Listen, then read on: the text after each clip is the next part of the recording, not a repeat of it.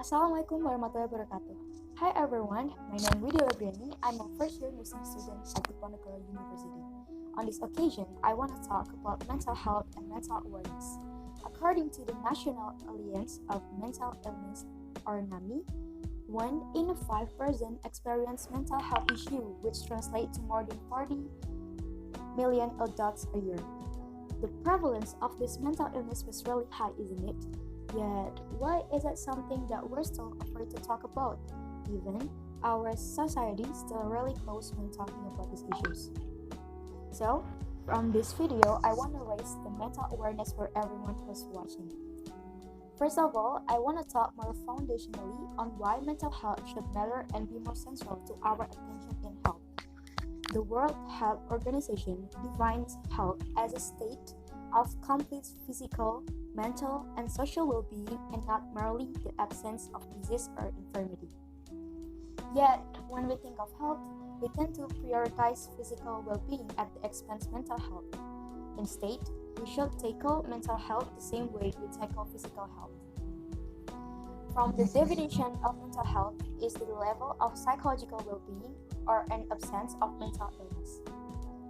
Our mental health includes our emotional, psychological, and social well-being. It affects so many parts in our life: how we think, how we feel, and how we act, and how we behave each day.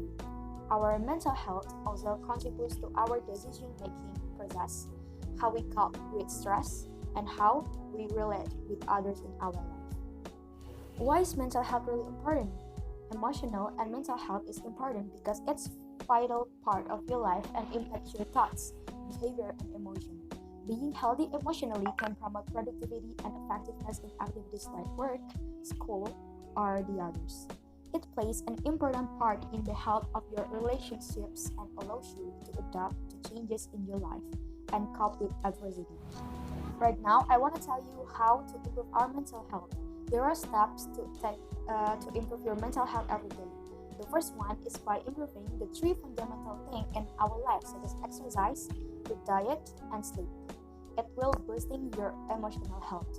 We need to do exercise frequently because when we exercise, our body releases hormone that called endorphin that will help our brain running on empty and help us to release stress.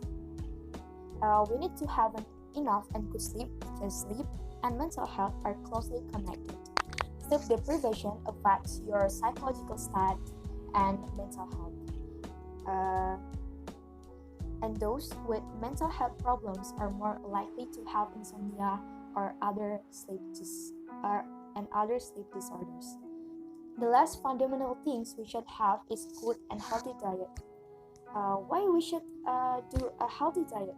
When you take a diet of healthy food, you're eating yourself up for fewer mood fluctuation, an overall happier outlook, and improved ability to focus. Studies have even found that healthy diets can help with symptoms of depression and anxiety. The second one we can do is journaling to improve our emotional health. Keeping a journal helps us to create order when our world feels like it's in chaos. We get to know ourselves by revealing most private fears, thoughts, and feelings. Look at the writing time as personal relaxation time. It's a time when we can distress and wind down everything that we had at the moment.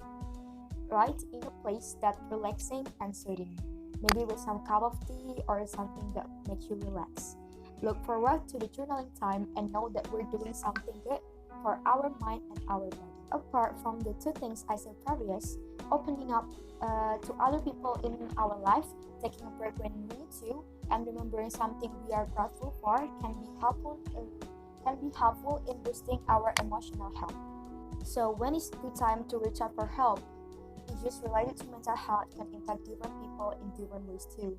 If we start to see bad changes that will impact our overall happiness and relationships, there are always a way to get the support.